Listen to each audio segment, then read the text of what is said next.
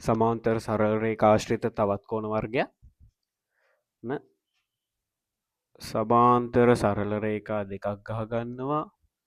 ඒ සරල රේඛා දෙක ඡේදනය වෙලා යන තවත් රේඛාවක් ගහනවා. හරිද?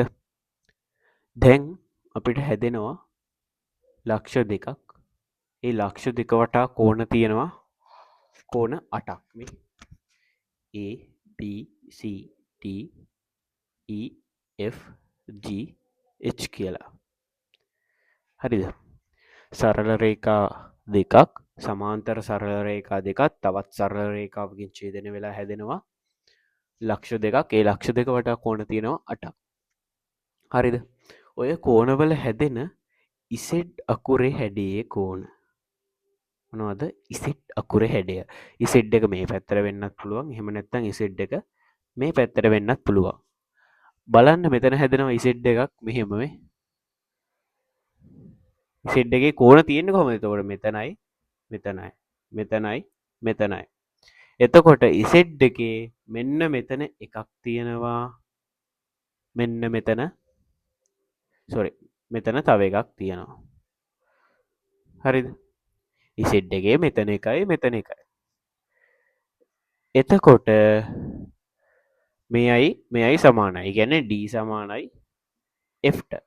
මේ පැත්තට ඉසෙඩ් එක ගත්තොත් මෙහෙම ගිහිල්ලා මෙහෙම ගිහිල්ලා මෙහෙම. එතකොට C එක්ක E සමානයි නේ. C එක්ක E සමානයි.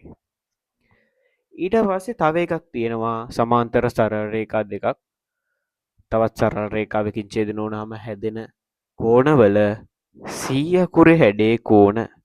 C අකුරේ හැඩේ කෝණ කියන්නේ මිත්‍ර කෝණවල එකතුව අංශක 180යි සමානයි 180යි. දැන් අපි දන්නවා මෙයයි සමානයි මෙයයි සමානයි. එතකොට මෙතන තිතයි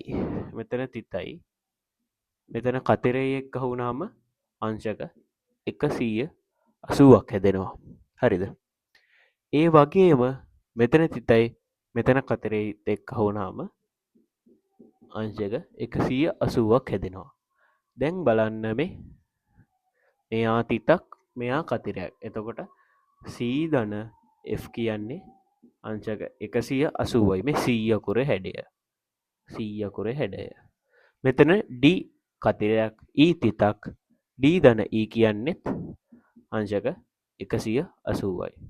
මේ C අකුර අනිත් පැත්ත ගහලා. එතකොට අපි ඉසෙට් හැඩේ කෝණවලට ඒකාන්තර කෝණ කියනවා. C හැඩේ කෝණවලට මිත්‍ර කෝණ කියනවා.